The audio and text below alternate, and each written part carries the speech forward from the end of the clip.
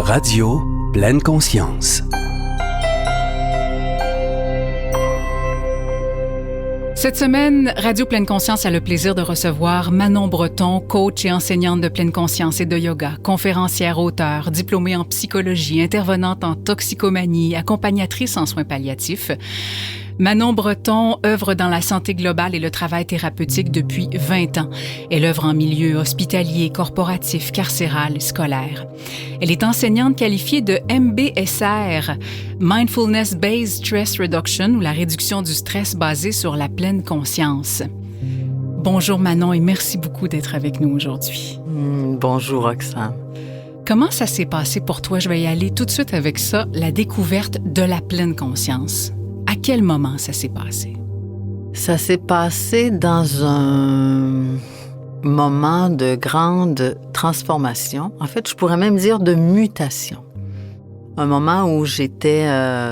moi, j'ai été entrepreneur, j'ai été productrice, réalisatrice. Alors, toute cette vie extraordinaire prenait beaucoup de temps, d'énergie. Ce sont des époques où je dormais presque avec un cellulaire sous mon oreiller, avec des enfants dans la maison. Moi, j'ai une fille, mais il y avait aussi d'autres enfants. Alors, il est arrivé un moment où, malgré tous ces objets qui m'entouraient, c'est comme ça qu'on peut appeler ça, des objets. Bon. Oui. J'aime les beaux objets, j'aime les belles choses, j'aime les grands espaces. Ça, il n'y a aucun problème avec ça. Mais le coût, on paie de quoi tous ces objets? Le coût psychologique. Émotionnel. Physique, était trop élevé, je trouvais. Alors, j'ai dit un beau au revoir quand c'était encore magnifique. Ça me nourrissait encore, mais je pressentais que j'étais au terme de quelque chose. Alors, j'ai vraiment fait une pause. J'ai tourné le dos à tout un univers, à une forme de vie. Et je m'étais dit, bon, ça va peut-être prendre 2 ans, 3 ans, avant que je retombe sur mes pieds, financièrement d'abord, professionnellement, émotionnellement, etc., parce que ça a amené beaucoup de changements, même au niveau émotionnel. Et j'écris, ça fait longtemps que j'écrivais beaucoup, un autre livre. Ça m'a amené dans une forme d'isolement volontaire, une solitude sereine, mais quand même une solitude. Et je me rappelle de dire à la vie, bon, ben là, ça va prendre quelque chose qui... moi, je suis une éternelle étudiante. J'adore étudier. Je suis en train de faire une formation. Je serai naturopathe sous peu. Wow, bravo. J'adore ça. Alors, je me suis dit, OK, j'ai besoin de quelque chose qui va me stimuler au niveau cérébral. J'aime beaucoup, je suis beaucoup dans la science. Alors, ça serait intéressant. Je me disais, moi, si un jour, si en ce moment, je pouvais comme refaire autre chose, malgré toutes les choses que j'ai faites, je serais médecin. Je pense pas que j'ai pas cette forme d'intelligence-là, mais alors... L'intérêt était là. Oui. Et en même temps, bien sûr que quand on vit des grandes transformations, il y a cette opportunité qui nous est donnée de se tourner vers qu'est-ce qui est vraiment important pour moi, qu'est-ce qui me tente de faire, qu'est-ce qui me tente de ne plus faire. Qui est de la pleine conscience? Voilà. C'est déjà ça. Oui, mais on a ça inné. Hein. L'humain, là, il est un être méditant.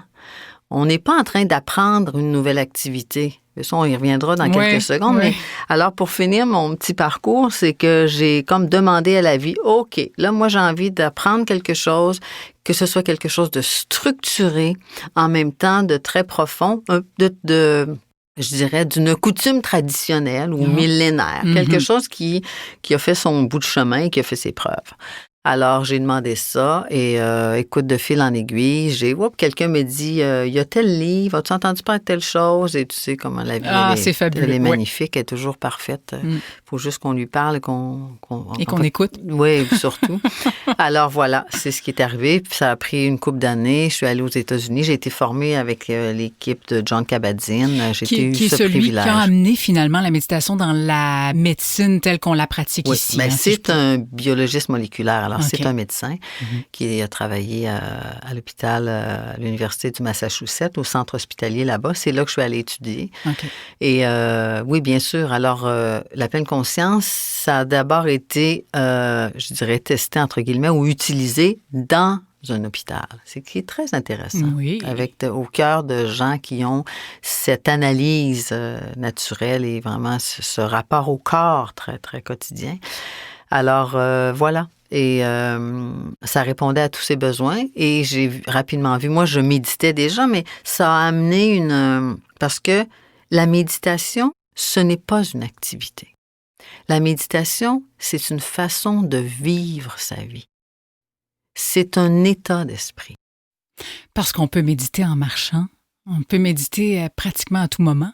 Bien, c'est surtout que l'état d'esprit d'un méditant, c'est d'être conscient de ce qui m'entoure. C'est aussi un esprit de gratitude. Mm-hmm. Et c'est aussi un esprit de capacité de s'élever avec une forme de détachement pour voir ce qui est en train de se passer. Observer. Oui, l'observateur. Les bouddhistes parlent beaucoup de l'observateur. Tu sais, quelqu'un a une difficulté avec son voisin, le voisin sort le matin, et là, la personne voit le voisin par la fenêtre, puis déjà, il y a quelque chose qui monte. Oh my God, il est encore là, lui, puis blablabla. Il fait encore ça. Voilà. Ouais. Alors, quand on développe notre observateur, ce que ça nous permet de faire, c'est ça nous permet de faire, OK, le voisin est là, regarde, je le sens en moi. Ah, je sens que là, ça me tente pas de le voir. Je sens que là, j'ai une petite frustration qui monte. Bien là, j'ai un choix. Et c'est là que la neuroscience, elle est extraordinaire.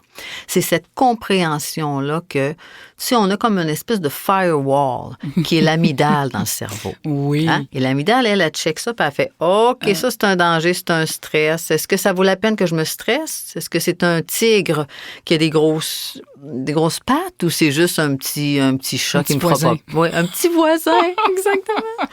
Alors, si on est toujours sur notre pilote automatique, évidemment, l'amygdale s'en donne à cœur joie. Exact. Tout devient une situation stressante, comme nos alarmes sur nos téléphones. Tu sais, c'est prouvé maintenant que juste d'entendre un bip, peu importe ce que c'est, ça vient créer au niveau de cette alerte du stress. Ah, il y a quelque chose. Est-ce que c'est une réponse que j'attendais? Est-ce qu'il m'a envoyé un sourire? Est-ce que mon texto... Alors, il y a toute une dynamique au niveau du système nerveux qui s'est installé par rapport. Hein? Oui, puis c'est triste. Oui. Et on parlait du fait que tu étais une éternelle étudiante. L'étape d'avoir appris la pleine conscience, ce qu'était la pleine conscience, était faite. Et ensuite, il y a eu le désir de l'enseigner. D'où est venu ce désir de l'enseigner?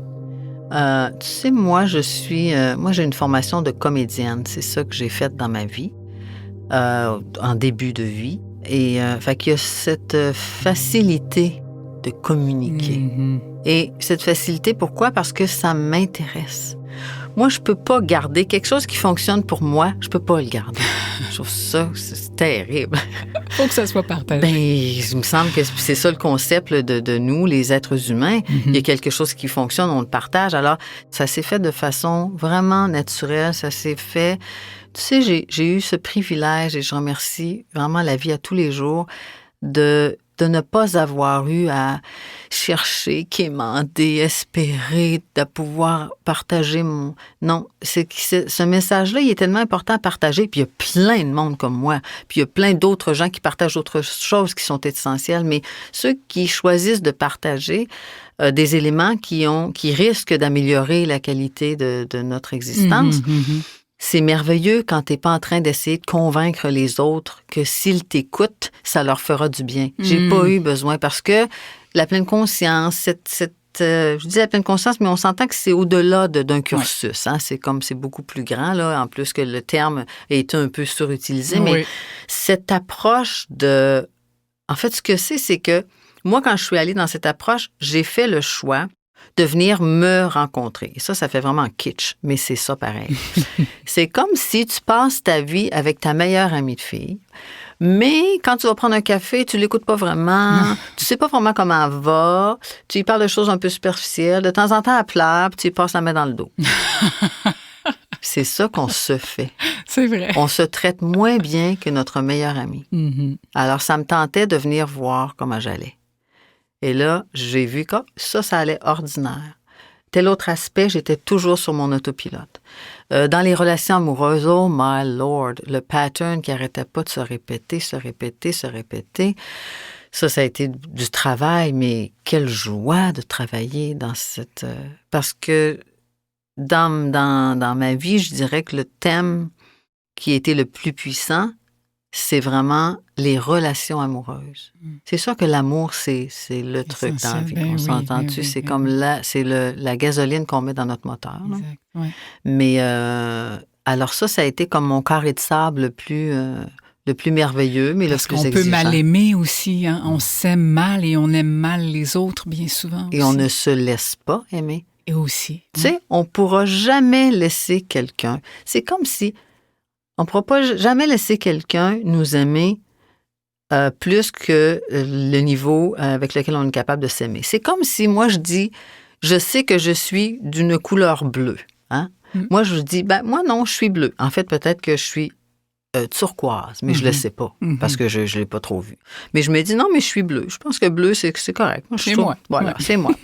Alors, si je suis bleu, les gens, dans mon cas, les hommes, vont venir s'approcher de cette femme bleue. Alors, eux autres, ils sont bleus, ils veulent quelqu'un de bleu. Mais non, je suis pas bleu. Je suis turquoise. C'est parce que cette couleur-là, elle m'intimide, puis je suis pas sûre de vouloir. Alors, la personne n'est pas en train d'aimer qui je suis. Non, voilà. Et là, on est en train d'accuser l'autre de ne pas me donner ci, de ne pas m'aimer ci, de m'aimer mal. Oui, mais c'est parce que je ne suis pas dans mon authenticité. Exact. L'autre ne peut pas m'aimer dans ma vraie couleur si moi-même, je ne suis pas en harmonie avec cette couleur.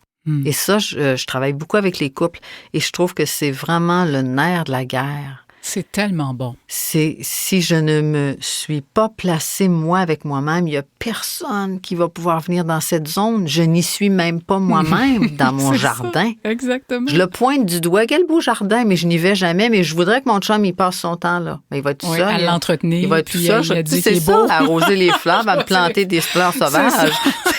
Mais il n'y a pas un chat, je ne suis pas là. Exactement. Ah, c'est très bon. J'aimerais ça revenir sur ce que tu as dit tout à l'heure quand tu disais que d'être méditant ou d'être dans la pleine conscience, c'est pas quelque chose de nouveau qu'on demande à notre cerveau, là. C'est quelque chose qu'on sait. C'est inné. Tu sais, l'humain, à la base, il a cette capacité dans son système nerveux, de passer du système nerveux sympathique au système nerveux parasympathique, de passer d'une tension à une détente, constamment. Et ça lui permet d'être dans des états de contemplation, dans des états d'échange, de communion. Parce que nous sommes, l'humain est l'animal le plus social de toutes les espèces sur cette planète. Alors, c'est très exigeant d'être en lien avec les autres. C'est ce qu'il y a de plus exigeant. Mais nous, on est équipés pour ça. Ce qui a... Bon, le mouvement industriel, l'évolution de l'humain a fait que on a dû se retrancher, hein, on a dû venir se protéger contre certains éléments extérieurs qui étaient violents, que ce soit l'industrialisation, que ce soit en ce moment, ça, c'est beaucoup la technologie, etc. Mais pourquoi est-ce que toutes les personnes puis je dis toutes les personnes, là, qui viennent en contact avec ces outils où on va venir juste se rencontrer, ou juste respirer, ou juste... Pourquoi est-ce que les gens qui viennent en contact avec ce genre d'exercice ou d'approche vont tous vivre quelque chose? C'est très rare que quelqu'un va dire « Ah ». Et à la limite, quelqu'un va dire « Non, mais non, oh mon Dieu, ça me... moi, je ne vais pas là. Je vais pas là. Ça me rend anxieux. Non. » Tu sais, je travaille beaucoup dans les corporations. Et des hommes en cravate, des dames en talons hauts, je veux dire, il y en a plein. Puis je travaille au niveau international, donc ce n'est pas juste nous, les Nord-Américains. C'est toute notre race humaine. C'est quelque chose qui, au bout de 2 secondes, moi, je le vois, là, 2-3 secondes, OK, même en gardant les yeux ouverts, je vais guider, on va juste focusser sur, OK, on va laisser tomber les épaules, sentir le poids de nos bras sur nos cuisses. Et là, je vois les traits qui changent. C'est extraordinaire parce qu'on s'en va au cœur de ce que l'on est. J'ai un peu l'impression qu'il faut redécouvrir l'enfant que l'on est finalement, parce que l'enfant a une capacité naturelle à être là. Il y a des choses qu'il doit apprendre là, au niveau relationnel et tout ça, mais d'instinct, quand on est jeune, on se place dans cette bulle-là. Oui, mais en même temps, on n'a pas la conscience qu'on est en train de le faire. Non, c'est ça la différence. Oui, puis c'est pour ça que c'est très difficile quand on dit « Non, mais placez-vous comme lorsque vous étiez enfant ». C'est un concept qui, je trouve, très abstrait. Les gens ne sont pas capables d'attraper ce que ça veut dire. Pourquoi? Parce qu'on n'était pas conscient à l'époque quand on le faisait. Mais l'idée, c'est vraiment de se placer dans l'espace le plus simple, le plus dénudé de nous-mêmes, qui n'implique pas mes rôles.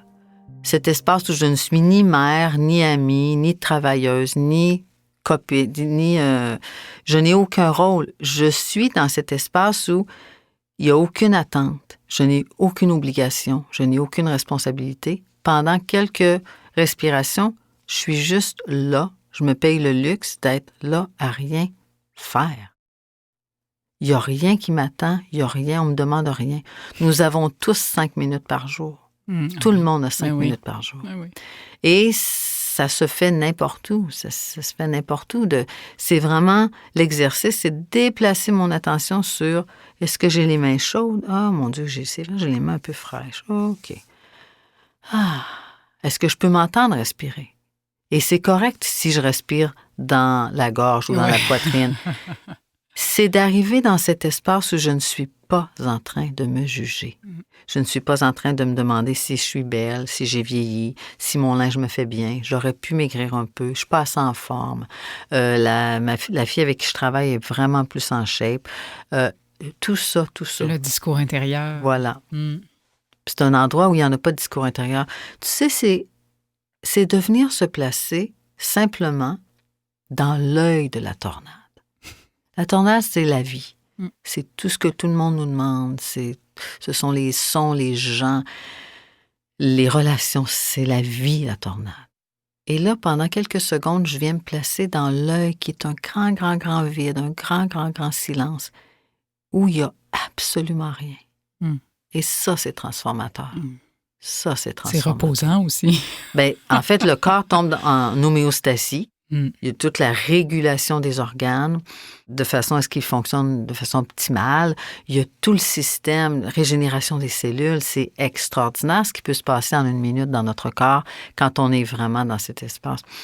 Vous savez, les bouddhistes disent, si nous avions celui qui a la capacité d'être dans ce grand silence pendant 1 seconde complète sera illuminé. Ou vivra l'éveil. Mais c'est ça. Alors, ça démontre à quel point c'est puissant et ça démontre aussi à quel point ce n'est pas facile. Ouais. Et on disait, en discutant avant de commencer le balado, qu'il y a un impact cérébral à ces petits moments de prise de conscience aussi, là, où il y a des connexions nerveuses qui se font littéralement, des nouveaux chemins qui se font dans le cerveau. Tout à fait. C'est pas rien quand même. Non, la neuroplasticité, c'est révolutionnaire, là, puis on voit que on en parle de plus en plus. Oui, c'est démystifié, c'est vulgarisé, c'est assez puissant. Manon, tu as écrit le livre « Le courage d'être ici », avec en sous-titre « Un autre regard sur 4 nobles vérités ». C'est un livre que j'ai lu avec beaucoup de plaisir et d'émotion.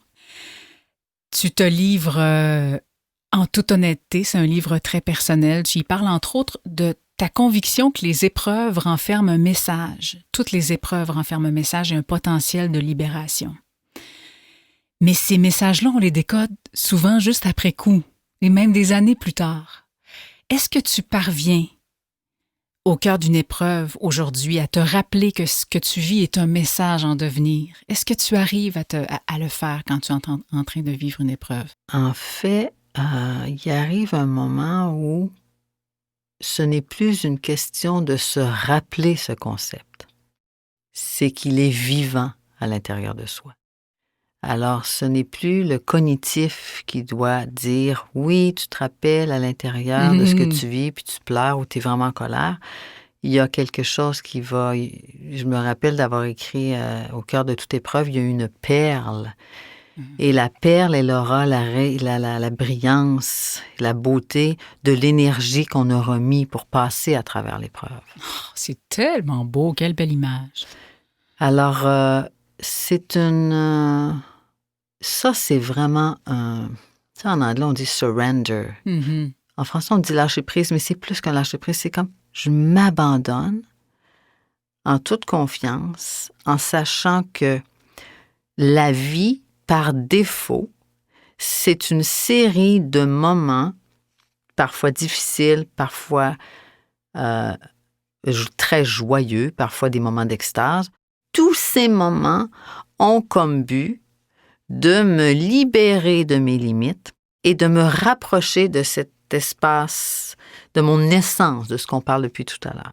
Alors, si on comprend, on est d'accord avec ce concept, évidemment que là, ça devient une aventure et non plus...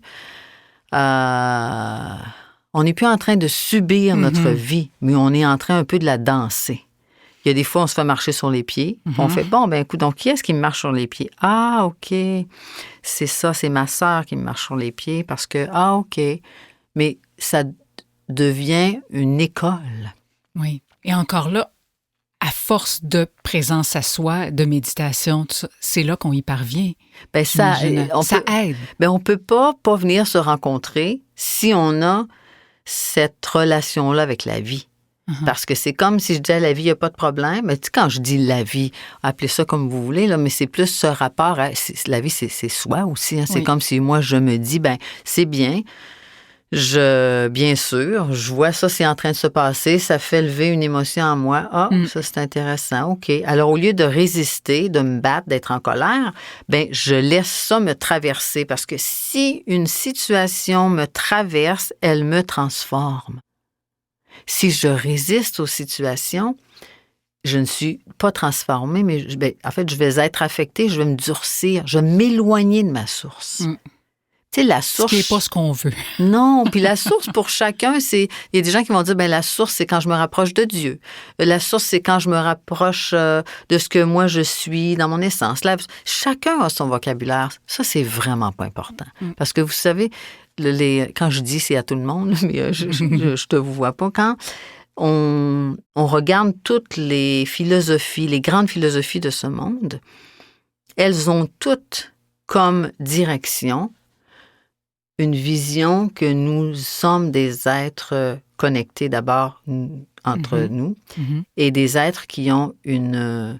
Il y en a qui vont dire une lumière. C'est peut-être cette capacité d'amour, l'amour, la lumière, l'ouverture, la flexibilité. On est dans les mêmes termes, mais les philosophies ont toutes ces données-là qui nous expliquent qu'il y a quelque chose de beaucoup plus grand que les limites qu'on se place.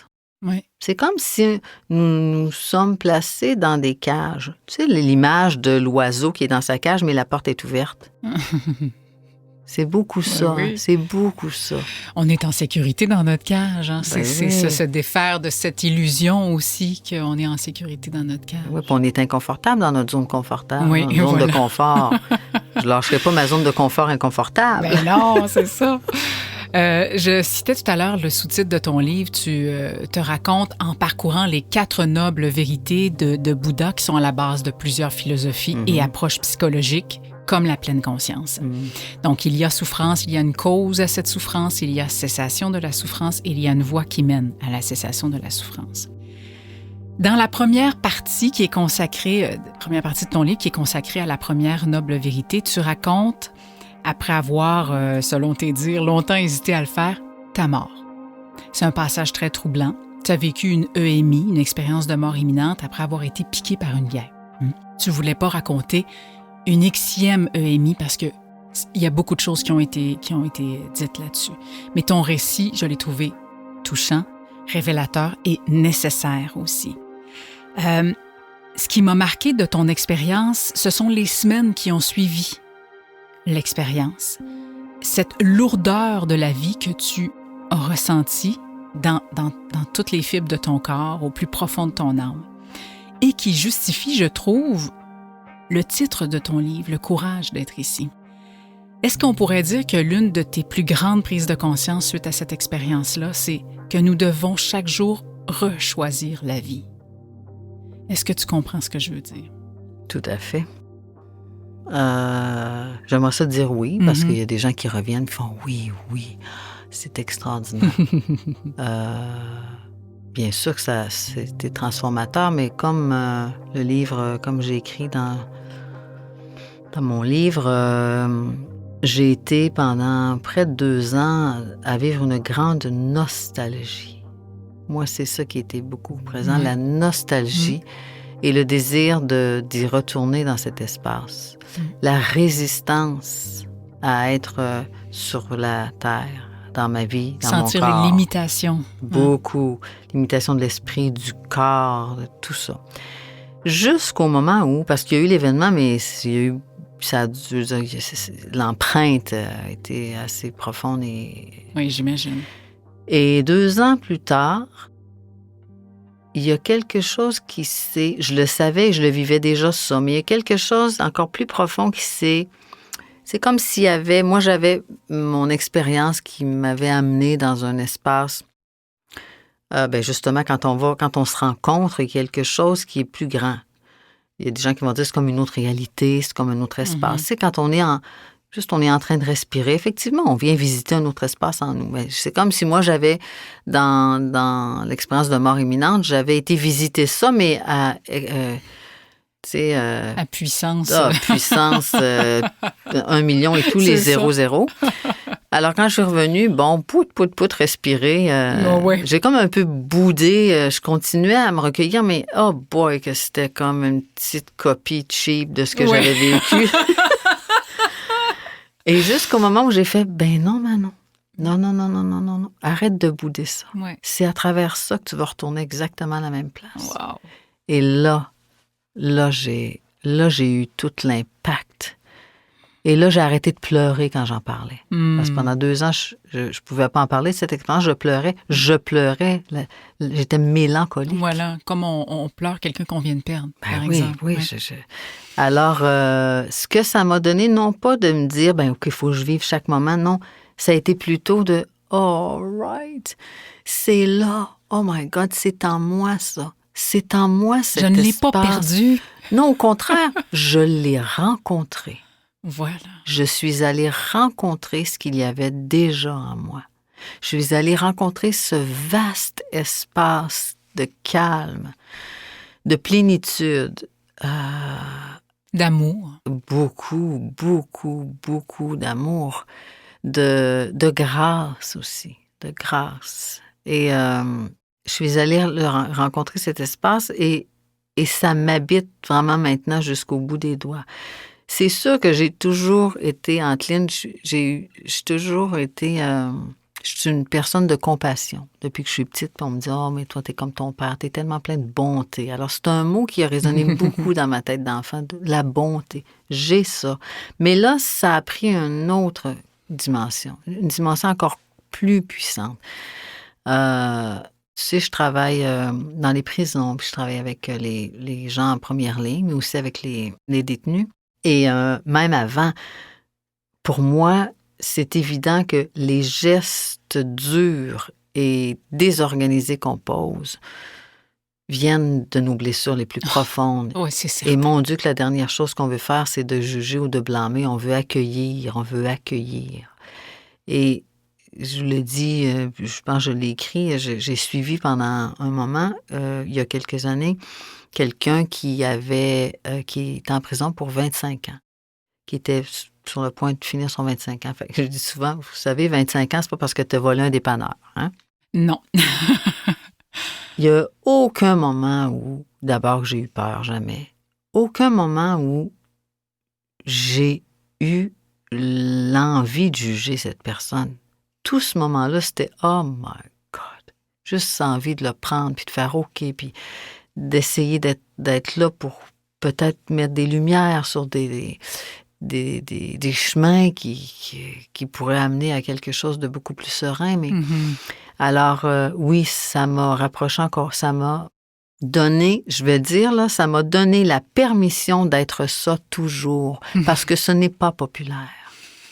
Non. Ce n'est pas populaire. Non. Est-ce qu'elle est illuminée? Est-ce qu'elle est... Puis moi, je suis une fille super terre-à-terre. Je suis pas ésotérique. Puis tu sais, je suis très terre-à-terre. Mais plus on est ancré, plus on peut s'élever. Vous savez, on est comme un arbre. Un arbre qui a des racines toutes courtes. Aussitôt que le vent va souffler, ce petit arbre-là, il va tomber. Oui. Mais un arbre qui a des racines qui descendent beaucoup dans le sol, c'est un arbre qui peut pousser très, très, très, très haut vers le ciel parce que ses racines vont toujours le soutenir. Et c'est ça qui est important qu'on comprenne, c'est que de s'enraciner, de faire les choses qu'on aime dans du pratico-pratique, c'est parfait. D'être en harmonie avec ce qu'on est, puis de s'élever ou de venir toucher à quelque chose qui est vraiment calme en nous, ce n'est pas de « Ah oui, c'est pas aérien. C'est pas oui, tout va toujours bien. Moi, je n'ai jamais de soucis. Il n'y a jamais personne qui me crie après. Il n'y a pas de conducteurs qui me font des doigts. Il n'y a rien. » Non, c'est pas ça. Non. C'est que tout ça va continuer d'exister. Mais la position dans laquelle je me place dans cette vie, elle est différente. Voilà. Ce qui m'amène à mon autre question. Tu parles de ta mère dans le livre, qui a souffert de démence et qui t'a offert du fond de sa maladie des apprentissages encore parce qu'elle ne voyait plus la vie comme tout le monde, si on peut dire. Est-ce que tu crois que toutes nos souffrances viennent de notre façon de regarder la vie? Même si elles existent réellement, l'intensité des souffrances. Tout à fait. C'est notre rapport à ce que l'on voit, à ce qui nous entoure, à ce que l'on ressent. C'est notre rapport à cette existence qui nous place dans la souffrance. C'est notre relation à la vie qui nous place dans la souffrance. C'est comment je vis les situations qui créent un stress. C'est pas la situation elle-même. Et même dans des cas, là, des situations extrêmes. Oui, c'est quand même ça. C'est quand même ça.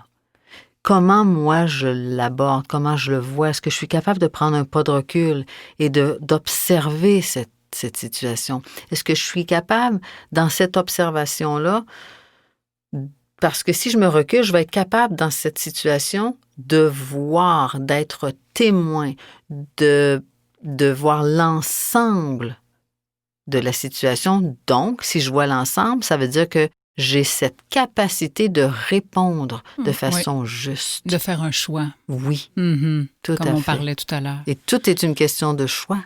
Toujours, à chaque seconde, on a le choix. On a le choix de ne pas être là, on a le choix de ne pas voir, on a le choix de ne pas entendre. Mais nous sommes un miracle. Moi, c'est ce que je pense. Notre corps, c'est un miracle. Nous sommes doués de 5 sens. Et c'est vraiment à travers ces 5 sens que l'on expérimente la vie. C'est ça, c'est le cerveau, lui, c'est à travers ces 5 sens-là qu'il va venir faire des choix. Alors, si on veut y aller juste de façon basique, là, on peut juste se dire, tiens, cette semaine, je vais porter attention à ce que ça me fait, ce que je vois. Ou ce que j'entends, tiens. Je vais venir, moi j'appelle ça, Arnaud Desjardins, qui était un homme que j'ai suivi puis que j'ai eu l'honneur de rencontrer, un maître français qui est décédé maintenant. Arnaud il parlait de nourriture d'impression. Et c'est son maître, Swami Prajnathpad en Inde, qui lui expliquait que, oui, c'est un beau terme, les nourritures d'impression, c'est tout ce dont on se nourrit. Alors, ça peut être intéressant de commencer à observer, moi, ce que j'entends. Est-ce que je me nourris des commérages? Est-ce qu'au travail, ou bon, là, on voit moins au travail, mais dans la famille, est-ce que lorsque, il y a du mémérage, je suis contente d'être là, puis j'écoute, puis j'en remets, ou cette nourriture-là, que j'entends, je ne veux pas qu'elle laisse en moi des impressions qui ne me serviront pas. Alors, on rechoisit nos nourritures d'impression. C'est tellement vrai. Qu'est-ce que je lis? Qu'est-ce que je choisis de lire? Qu'est-ce que j'écoute? Est-ce que j'écoute toujours les nouvelles du matin, du midi et du soir? On sait qu'elles se répètent et que malheureusement, les nouvelles, elles sont porteuses aussi d'un peu de sensationnalisme. Merci. Et de choses qui nous bousculent. Peut-être que je vais l'écouter une fois. Tiens, essayez de faire des changements qui sont petits, mais qui seront durables. Je me suis rendu compte que les journées où je me levais du mauvais pied, on va dire ça comme ça, j'avais tendance, quand j'allais chercher mon garçon à l'école, à regarder les choses négatives autour de moi. Mon Dieu, regarde comment il est énervé. il est non mais stressé. Puis, mais là, ça n'a pas d'allure. Puis là, ça, c'est laid. Pourquoi ils ont laissé ça laid comme ça? Et un moment donné, j'ai pris conscience, mais oui, mais regarde le beau. Alors là, quand maintenant, j'en ai pris conscience, quand c'est une journée comme ça, volontairement, je regarde, un oiseau sur un fil, l'arbre, un sourire. Et mon Dieu, que ça change tout. Mais encore là, c'est un choix. Précédé d'une conscience, mais ensuite, il y a un choix, comme on le disait tout à l'heure. Il y a aussi, comme tu dis, il y a les oiseaux, il y a la nature, mais il y a aussi, oh mon Dieu que je suis chanceuse, j'ai chaud dans mon manteau. Oui, ben oui, c'est aussi ça. J'ai chaud dans mon manteau. Je suis assez chanceuse d'avoir un manteau qui est chaud en ce moment. Oh, mes gants sont doux. Peut-être que je les ai achetés usagés, mais ils sont doux. Il y a du minou à l'intérieur, je les adore. Il faut aller vers des choses qui sont accessibles et qui sont... Alors, tu parlais tantôt de ma mère. Ma mère, elle a été, pendant une période de sa vie, elle a eu une vie qui n'était pas facile. Elle a été impatiente. Elle a eu des moments oui, puis elle pouvait être dure avec les gens, les juger ou être impatiente. Et je me rappelle qu'elle me dise, à mesure qu'elle s'approchait de la démence de plus en plus, qu'elle me dise, Manon, je le vois, puis c'est pas confortable, ça. Je suis pas bien dans ça. Tu es capable de le nommer. Oui, bien, on dirait, puis là, je lui expliquais, tu sais, notre cerveau, le monkey mind, là, notre cerveau, c'est un singe. La banane que je lui donne, il va la manger. Et si je lui donne une banane qui est pourrie, pleine de verre, il va la manger. Il ne verra pas ça. Je lui donne une banane trop verte, il va la manger, ça va lui donner mal au ventre. Je lui donne une banane mûre qui est parfaite, il va la manger. Il ne posera jamais de questions. Le cerveau ne nous donnera jamais d'avertissement. Pas sûr que c'est bon. Si nous, on n'a pas choisi de développer cette conscience. C'est ça le libre arbitre aussi. Tout à fait. Alors, et ma mère, quand la démence a commencé, on en a parlé ensemble, on a travaillé sur ça ensemble, puis quand la démence a commencé, elle était déjà beaucoup plus... c'était une femme qui était très douce et extrêmement aimante. Et de toute façon, même avec ses petites impatiences, mais elle a abandonné complètement cette partie-là d'elle-même. Et dans les enseignements qu'elle me donnait, justement, puis c'est pas une femme qui a vécu dans l'abondance du tout, c'est très sobre, des conditions pas faciles, mais dans tout ça, là, elle était présente et très, comme on dit... gratitude. Elle avait énormément de gratitude pour les choses simples. Et les gens vont dire, oh là, la gratitude. Merci de me lever le matin. La gratitude, là, c'est merci, ça peut être des choses simples. Je suis assez chanceuse. Moi, je suis assise, là, ici, puis j'ai un verre d'eau. C'est vraiment insignifiant. On vit en Amérique du Nord, tout le monde a des verres d'eau, même que les gens se versent des verres d'eau, ils ne les boivent pas, puis ils les mettent dans l'évier, en comprenant pas que ça marche pas, cette affaire-là. C'est ça. Okay? Si vous ne le buvez pas, du moins, donnez-la à vos plantes. C'est déjà mieux. Mais on n'est pas obligé de se lancer dans des « et gratitudes » qui finissent plus. C'est pas ça le concept. Le concept, c'est pas d'attacher à notre attitude de gratitude toutes sortes d'éléments extérieurs et de bébelles. C'est juste d'avoir pendant une seconde, c'est vraiment cool. J'ai un verre d'eau si j'ai soif. Point. Parce que souvent, cette démarche de venir se rencontrer, les gens vont s'embarrasser de bébelles. Puis si quelqu'un fait « non, mais moi, je n'irais pas m'acheter des plumes, puis des pierres, puis des cristaux. » Fait que là, je peux pas me rapprocher de moi-même. J'ai pas le goût. J'ai pas ça, puis je veux pas y aller m'en acheter. C'est pas là. C'est pas nécessaire. C'est pas dans ça. L'être humain est tellement... on est diversifié comme race. On va avec ce qui nous intéresse. On n'a pas besoin d'éléments extérieurs. C'est tellement une démarche intérieure. C'est vrai. Tout à fait. Un autre bel outil dont tu parles dans le livre, c'est le sentiment d'impermanence qui peut nous aider en se disant, quand on vit une épreuve ou une situation stressante, peu importe, tout passe. Ça va passer, ça aussi. Qu'est-ce qui peut nous aider à intégrer ce concept-là? Parce que quand on est dedans, on a l'impression qu'on va être dedans toute notre vie. Tout à fait.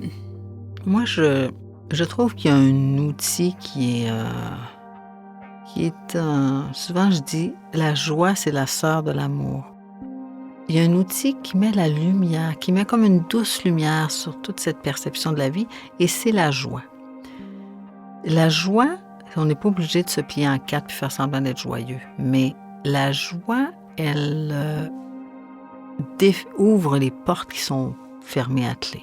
La joie, elle défait des nœuds. La joie, elle vient affecter le système nerveux central. La joie, elle vient affecter vraiment les stress musculaires. Alors, on n'est pas obligé de se plier en quatre, mais de se dire, OK, je vais juste inviter ça. Et peut-être que ça ne fonctionnera pas du tout la première fois. Puis là, la personne va faire, ben oui, c'est ça. Ben oui, inviter la joie. Persister. Ce que ça vient créer, la joie vient nous aider à prendre un petit recul parce qu'on est occupé à sentir notre joie. C'est une chose. L'impermanence, vous savez, la vie, c'est comme une chaîne et chacune des anneaux, chacune des mailles, c'est un moment présent. C'est un moment. Alors, je peux être rendu 3 pieds le long de ma chaîne. Et là, moi, je fais non, mais c'est parce que là, regarde, là, 2 pieds avant, là, il y a eu un maillon, puis c'était difficile. Regarde, il est rouillé, mon maillon. Oui, mais là, c'est parce qu'on n'est plus là, on est rendu à 3 pieds dans ta chaîne. De savoir, on ne peut pas refuser le fait que la vie est impermanence. Regardez la nature. Il n'y a rien de permanent, des choses simples. On ne peut jamais revenir en arrière. La plante qui pousse, elle ne peut pas revenir comme elle était avant. Les animaux, le vent qui souffle a bougé des éléments et ils ne seront plus jamais placés au même endroit. Les nuages, tout ce qui nous entoure, les astres, les cycles de la Lune, tout est en mouvement continuellement. Nous, notre corps, même lorsqu'on est dans une méditation profonde, le corps est continuellement en mouvement. Alors, pour les sceptiques, basons-nous sur les choses pratiques, les choses tangibles. Il faut toujours revenir aux choses tangibles. C'est la seule façon que le cerveau va à un moment donné comprendre. Dans cette compréhension des choses qui se passent dans le corps et dans ce qui nous entoure, dans cette compréhension-là, on ne peut plus dire non, mais tu sais, c'est l'impermanence, c'est un terme abstrait. Non, ce n'est pas abstrait. Si on regarde tout ça, c'est concret. Alors, concret. Si l'impermanence est concrète sur tout ce qui nous entoure, il est impossible que nous ne soyons pas concernés. Non, parce qu'on fait partie de ça, de ce grand tout. Voilà, exactement. Et l'impermanence que ça donne, c'est tellement libérateur.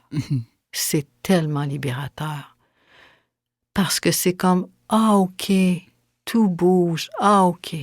Alors, ça va passer, ça. Tout passe, tout passera. Tout passe, tout passe. Oui, c'est ça. Toujours. Tu parles à un moment donné dans le livre aussi de s'imaginer que chaque personne croisée est notre frère ou notre sœur, on pourrait dire notre père, notre mère. J'ai fait l'expérience pendant quelques jours et j'ai capoté. Ce fut renversant, vraiment. Et je me suis dit, mais mon Dieu, c'est si simple, mais tellement puissant. Et ça m'a rappelé que nous sommes tous égaux et qu'on a tellement tendance spontanément à juger. Est-ce que c'est la peur qui nous fait juger l'autre si facilement?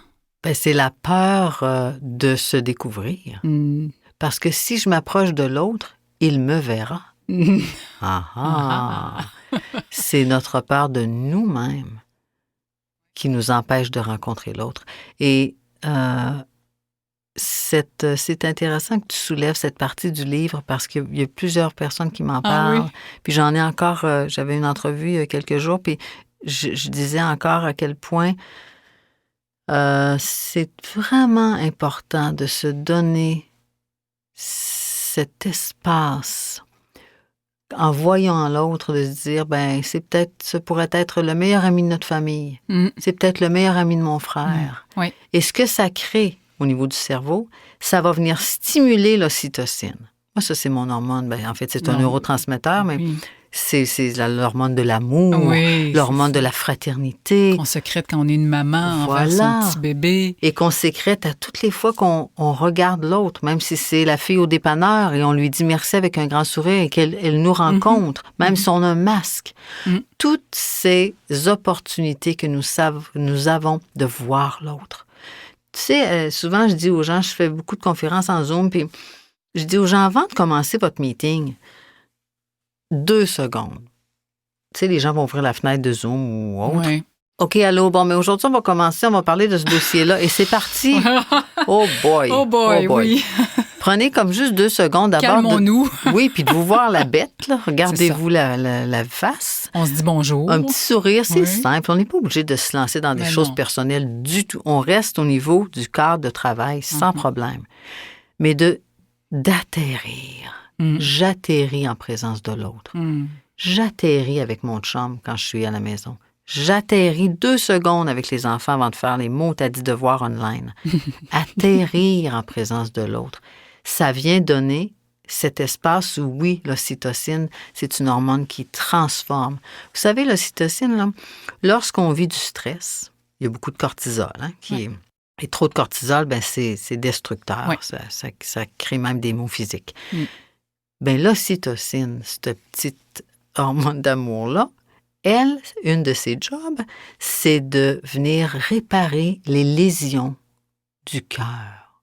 Les lésions que le cœur a lorsque nous avons du stress. Physiquement, là. Physiquement, biologiquement, Ah, ben ça, physiologiquement. je ne savais pas. C'est-tu assez beau? C'est merveilleux. C'est extraordinaire. Wow. Elle s'occupe du cœur.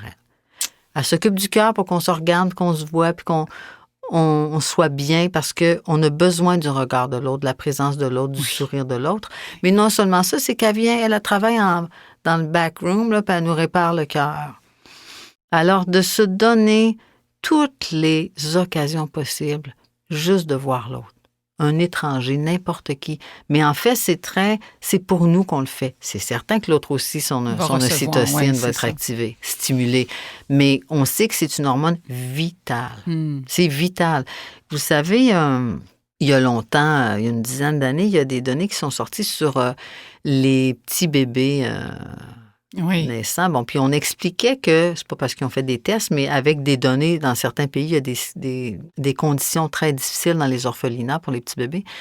Et il expliquait, il y a des études qui ont été faites et qui expliquaient qu'un petit bébé naissant, si il est nourri par... s'il n'y avait aucun contact humain, parce qu'il y en a que c'est proche de ça, là, peut-être plus en 2020, mais si c'était une petite main qui ne voyait pas de visage. Artificielle, un robot. qui nourrissait cet enfant.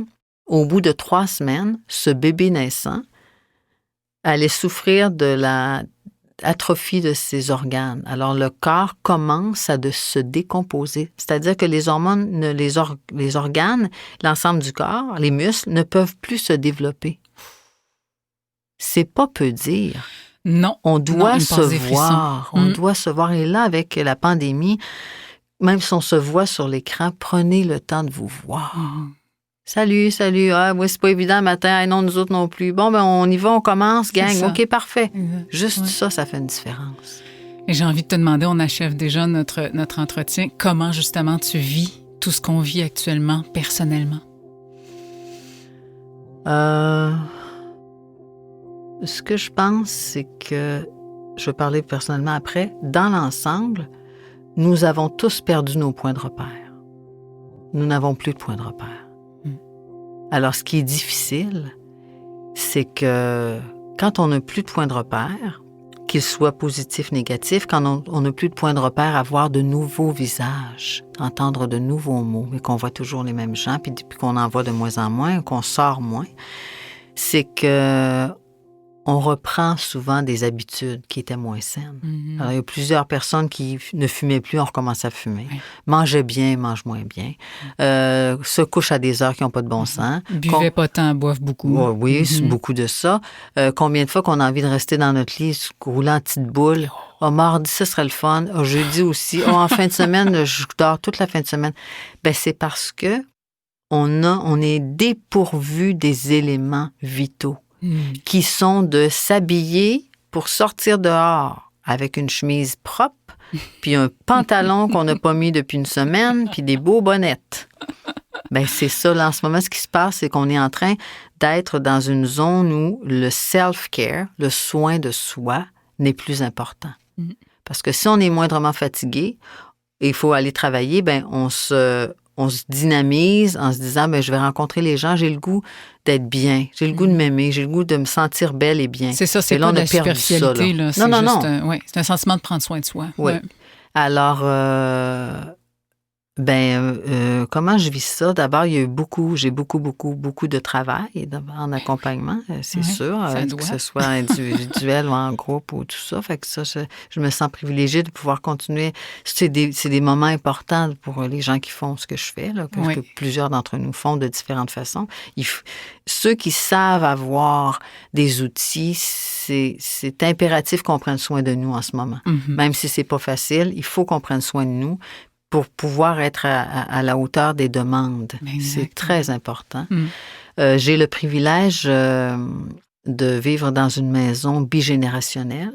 Alors, il y a ma maison, puis il y a la maison de ma fille. Et je suis grand-maman d'un petit cœur de 1 an. Félicitations! Alors, c'est sûr que je suis en contact avec un enfant et avec ma grande, alors, de façon quotidienne. Et ça, on se le dit à tous les jours, nous sommes très, très heureux d'avoir ce privilège. Fait que je le vis comme ça, mais moi aussi, à des moments, je fais « oh, Ouais. Mais là, j'ai comme repris, il y a des choses qui se sont replacées. C'est sûr que moi, je me lève très, très tôt. Tu sais, ça vient de se replacer. Puis il y a eu des mouvements.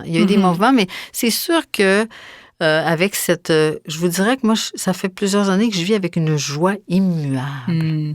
Hey, là, ma petite joie, pareil. Ça, c'est formidable. Puis je suis pas naïve, là. Puis il y a des journées qui sont plus difficiles que d'autres, mais ça, c'est aussi libérateur. Ça met une lumière en sachant que les choses passent, puis l'important, c'est de ne pas se perdre, de rester proche de soi-même, comme on resterait proche d'une amie qui va pas bien. C'est ça. C'est formidable. C'est un beau message, la fin. Merci beaucoup. Merci de ta présence, Manon, avec nous aujourd'hui. Merci de partager les précieux outils qui t'ont aidé avec plein de gens qui sont en recherche de bonheur et d'équilibre. Et c'est grâce à des gens comme toi que l'humanité s'illumine. Alors, merci beaucoup. Merci, Roxane, de m'avoir invitée. Merci. Radio pleineConscience.com